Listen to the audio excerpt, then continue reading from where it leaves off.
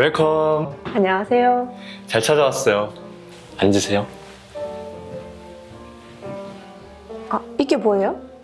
이건 전이라는 건데 뭐로 만들었을 것 같아요? 네, 잘 모르겠는데요. 이건 녹두전이라는 건데 이 녹두가 오늘 이야기의 시작이에요. 이게요? 네, 1894년 정읍에 키가 녹두처럼 작다고 해서 녹두장군이라 불리던 남자가 있었어요. 제가 녹두장군의 집으로 사람을 보내놨는데 바로 연결해 볼까요? 네. 네, 저는 지금 녹두 장군이 생전에 살았던 고택 앞에 나와 있는데요. 녹두 장군은 생전에 백성들과 함께 세상을 좀 더 나은 세상으로 만들고 싶어 했어요. 그때 무슨 일이 있었나요? 그 당시 조선은 부패한 관리들로 인해서 많은 백성들이 고통을 받고 있었거든요. 그래서 녹두 장군은 사람이 곧 하늘이다 라는 인내천 사상을 가지고 세상을 좀 더 평등하게 만들려고 노력을 많이 했어요. 근데 단지 힘없는 농민이 사오기로 결심한 이유가 뭐예요?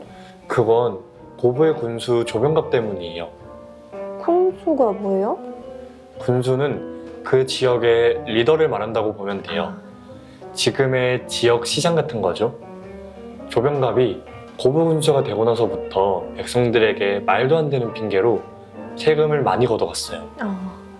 그리고 결정적으로 인근에 있는 동진강을 막는 보를 세우겠다고 농민들에게 강제로 일을 시키고 세금까지 많이 걷어갔어요. 농민들 입장에서는 힘든 게 2배가 된 거죠. 정말 자기밖에 모르는 사람이었네요.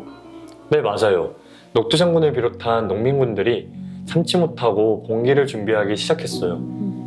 이때 같은 뜻을 가진 사람들끼리 사발통문이라는 것을 작성하는데 이건 이 일의 주도자가 누군지 알 수 없게 동그란 사발그릇 모양으로 사람들의 이름을 쓴 것을 말해요. 그리고는 결국 1894년 1월 고부 관할을 습격하게 되는데 이게 바로 고부 농민군기예요. 조병갑은 결국 전주로 도망을 치고 이 봉기를 알게 된 정부는 농민들의 편을 들어주지 않았어요. 사실 이건 당연하죠. 정부의 입장에서 이건 반란이에요. 결국 정부는 군대를 보냈고 이로 인해 본격적인 전쟁이 시작됐어요. 그 첫 전투가 바로 1894년 이곳 통천에서 일어났던 첫 전투인데요. 농민군은 군인을 상대로 이 전투에서 큰 승리를 거두게 돼요. 정말 농민들이 군인을 이겼어요? 네, 맞아요. 군인들이 농민들을 너무 쉽게 봤던 거예요. 농민들은 이 승리를 기반으로 하여 전주성까지 점령하게 돼요. 그럼 이렇게 농민들의 승리로 끝난 거예요? 그랬다면 정말 좋았겠지만 사실 이게 끝이 아니었어요. 이겼으면 끝난 거 아니에요? 안타깝게도 일본군이 개입하면서 상황이 뒤집혀요. 녹두 장군은 농민군과 끝까지 싸워보려 노력했지만 끝내 우금치 전투에서 패배하게 돼요. 우금치 전투 패배 후 결국 싸울 수 없다는 결론에 이른 녹두 장군은 농민군을 해산시키고 해인으로 내려가려고 했어요. 하지만 결국 순창에서 옛 부하에 밀고, 즉 대신으로 투포가 된 녹두 장군은 재판 후에 사형 선고를 받게 돼요. 결국 1895년 3월 교수형으로 생을 마감한 녹두 장군은 형장의 이슬로 사라지게 됩니다. 그 녹두 장군이 바로 제 뒤로 보이는 김봉준 장군이에요. 그들이 외쳤던 사람이 곧 하늘이다 라는 간절한 바람은 독립운동으로 민주화운동으로 이어져 지금 우리가 사는 대한민국의 기초가 됐어요. 오늘 이렇게 이야기를 들으니 어떤 생각이 들었어요?